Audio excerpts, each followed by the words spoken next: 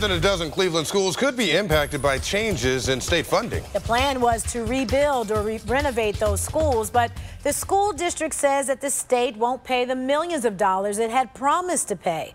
A series of community meetings about the issue starts tonight, and News 5's Homa Bash is live with more details.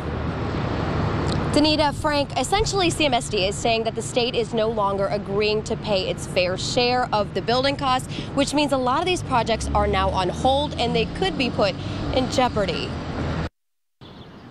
Joseph M. Gallagher was built as a middle school in 1977, now housing students pre-K through 8th grade.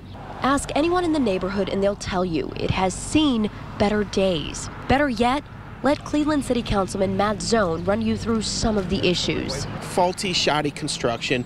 They issued contracts that were the lowest bid. They weren't the best bid, they were the lowest. I have electrical outlets that don't work, restrooms that don't work. Gallagher was one of the CMSD schools that was supposed to be renovated in 2017, work that is now on hold. We want to see the state and CMSD work something out and get that construction started ASAP. Here's the issue. In the past, the Ohio Facilities Construction Commission has made allowances and paid extra to build in Cleveland because construction costs here are higher. So the state paid 2/3 while the district paid 1/3. Now the district is being told the state won't make that exception anymore.